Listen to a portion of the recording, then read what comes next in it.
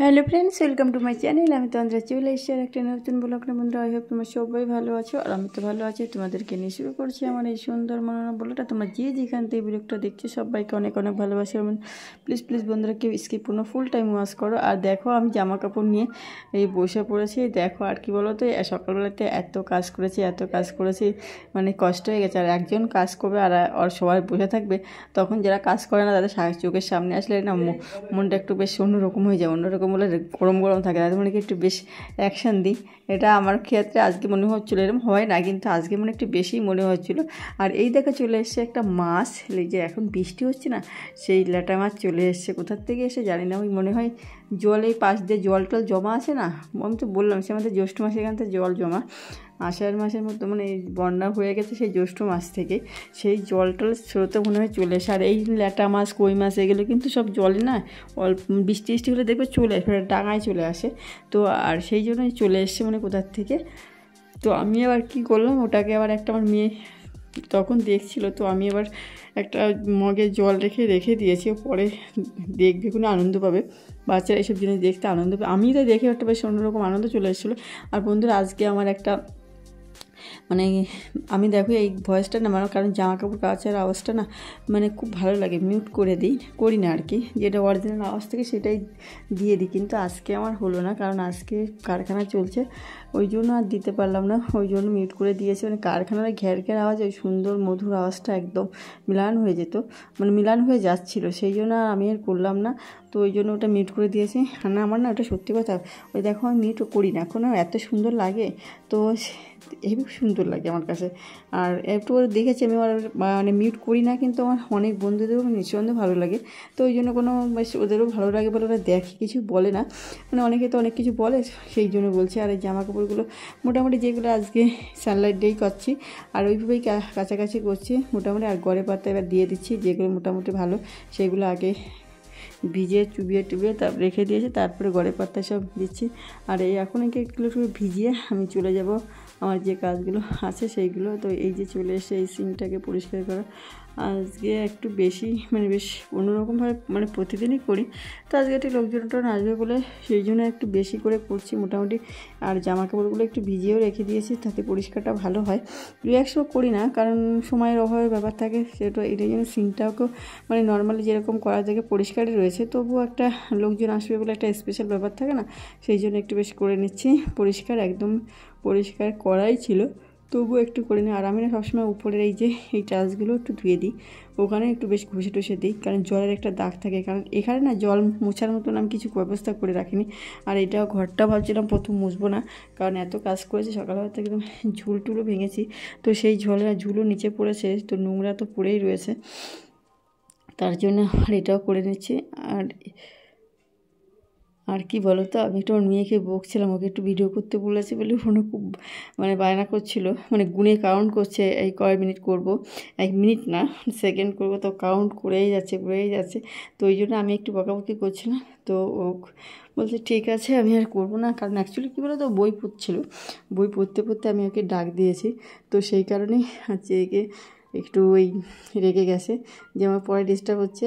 আর সত্যি কথা, আমার এটা করা উচিত হয়নি, কিন্তু কী বলো তো, মাঝে মাঝে স্টার বাঁধাতেও কষ্ট হয়, তো ওই জন্য ভাবি ওকে ডাক দিই। তো এই যে এখানে সত্যি কথা, এই থুপথুমানি আওয়াজটা যে কী মধুর বন্ধুরা, মানে আমার তো খুব ভালো লাগে, খুবই ভালো লাগে, মানে খুব ভালো লাগে। তো আমার এত ভালো লাগে এই আওয়াজটা। তো এই যে জামা কাপড়গুলো সব কেচেই নিচ্ছে, আর আমি দেখো জল দিয়েই কাছি। আগে না, যখন মানে আমাদের গিয়ে মানে ছোটোর দিকে ছিলাম, ছোটোবেলায় আমরা সব বান্ধবীরা মিলে যেতাম আছে পুকুরে স্নান করতে, কখনো নদীতে স্নান করতে যেতাম। আমাদের বাড়ির পাশে নিশামতি নদী ছিল। তো জামা কাপড় মানে স্কুলের ইউনিফর্মগুলো মানে আমরা নিজেরাও কাচতাম, মানে শখ করে তখন। তো কী করতাম, মানে কখনো ওই পিঁড়ি নিয়ে যেতাম, পিঁড়িতে করে জামা সেই করে দিয়ে বেশ করে মানে কী বলো ওটাকে, কী বলা যেতে পারে, আমরা সে মানে পিটানো যাকে বলে, মানে উঁচু করে ধরে পিটানো, ওইগুলো করতাম। তো খুব ভালো লাগতো, সেইগুলো এখন মিস করি, খুব মিস হয়ে যায় যে ওই ছোটোবেলার ওই দিনগুলো, মানে খুব। তারপরে মানে ওইসব কাপড় করছে কেচে কুচে আবার বাড়ি, মানে বেশ ধুতেও কোনো অসুবিধা হতো না, নদী বা পুকুর যেটাই হোক, সঙ্গে আবার আর ধুতে কোনো জল টানার ব্যাপার থাকে না, কত ইজি হয়ে যেত। আর এখন জল টানো করো কত কষ্টের ব্যাপার। আগে খুব মজা হতো। তারপর আবার স্নান টান করে সাঁতার কেটে বাংলাদেশ, আমাদের বাড়ির পাশে বাংলাদেশ আছে কিন্তু সে বাংলাদেশে মানে চলে যেতাম সাঁতার কাটতে কাটতে, মানে খুব খুব মজা করতাম জামা কাপড় কাচতে যেয়ে। মানে আমাদের মানে সাঁতার জানতো না, আর জলে নামলে আমরা 1-1.5 ঘন্টার নিচে বুঝতামই না যতক্ষণ গোপ না হতো। মানে গোপ বলতে জানি না, অনেকটা যারা গ্রামে বাড়ি স্নান করেছে ছোটোবেলা অবশ্যই জানবে। মানে কাদা জলে স্নান করতে করতে কাদা জল মানে অনেকক্ষণ 1.5-2 ঘন্টা ধরে স্নান করছি, তখন এই মুখে মানে নিজে নাকে নিজেদের গোপের মতন হয়ে যেত, মানে কাদা গলার জল মতন হয়ে যেত। তাই গোপ যতক্ষণ না হবে, আর কার কত গোপ বড় হয়েছে, কার কতটা ভালো স্পষ্ট বোঝা যাচ্ছে গোপটা, সেই পর্যন্ত আমরা অপেক্ষা করতাম। যতক্ষণ গোপ না হতো ততক্ষণ অপেক্ষা করেই যেতাম, করে যেতাম। তাই ছোটোবেলার দিনগুলো সত্যিই খুব মিস করি। এই আজকে যেমন জামা কাপড় কাচতে যেয়ে এই জামা কাপড় কাচার কথাটা মিস করলাম, খুব খুব মিস করি এগুলো। মানে ওই দিনগুলো আমাদের মেয়ে যেমন এখনের জেনারেশন কেউ জানেই না এগুলো কী জিনিস। আমরা যেমন ছোটোবেলায় অনেক কিছু মিস মানে খুব আনন্দ উপভোগ করেছি, এখন এসব বোঝেই না বাচ্চারা। কিন্তু ওরা আমাদের সময় মোবাইল ছিল না, ওরা মোবাইল তো যদি বাচ্চাদের পক্ষে ক্ষতিকর, কিন্তু তবুও দেখো আমি জামা কাপড় কিন্তু পা দিয়েও মেজি, কারণ একটু ভারী কাপড় জামা কাপড় হলো না পা দিয়েই ধুই, কষ্ট হয়ে যায় তো। আর আমার শরীরটা খুব খুব খারাপ মানে হয়ে গেছে, মানে খুব মানে আমি ভয়েস দিচ্ছি, আমার খুব কষ্ট হয়ে যাচ্ছে। আমার ভয়েস শুনেও বুঝতে পারছো, মানে সত্যিই কথা বলতে মানে ভিডিও করার ইচ্ছাই ছিল না। ভিডিওটা করা ছিল তাই ভাবছিলাম এডিট করবো না, তাও ভাবলাম না করি, কারণ সেই জন্যই আবার করলাম। একদম ইচ্ছাই ছিল না যে ভিডিও করব। মানে খুব কষ্ট হয়ে যাচ্ছে, কেন জানি না, হট করে এরকম মানে এতটা উইক মনে হচ্ছে নিজেকে, মানে ভয়েস দিতেও আমার কষ্ট হয়ে যাচ্ছে। দেখো তাই এই যে আমার পাপোশটাকে মানে জল চোখ করা যে পাপোশ থাকে বাথরুমের সাইডে, এটা বেশ নোংরাই হয়। এক সপ্তাহ গেলেও না খুব নোংরা হয়ে যায়, কারণ এটা জল টল থাকে না, সবাই পা মোছে, খুব নোংরা হয়, খুব নোংরা হয়। তো এটা হচ্ছে কি আমি দেখো ওই যে কী বলে জিন্স যেটাতে ঘষি, যে ব্রাশটাতে, ওই ব্রাশটাতেই ঘষিনি, তাহলে আর এটা মানে কাচতে খুব একটা অসুবিধা নেই। ঘষার পরে আবার ওকে বেশ থাপড়ানো যায়, বেশ থেপে করাও যায়, মানে ইচ্ছা মতন করা যায়, যেরকম খুশি সেরকম করে। মানে জামা কাপড় যেমন থুপে কাছে ওটাকেও করা যায়, কিন্তু অন্য কাপড়গুলো সেরকম সুবিধা হয় না, তাই এটাই হয়। তো এই জন্য এটাই দিয়েই করি। আর এই জামা কাপড় ভিডিও করতে যেয়ে এত রাগ হচ্ছিলো, কারণ ওদের কাউকে বলছি স্ট্যান্ড লাগিয়ে এখানে ভিডিও করাই যায় না। দেখো এখানে উঠে এসছে,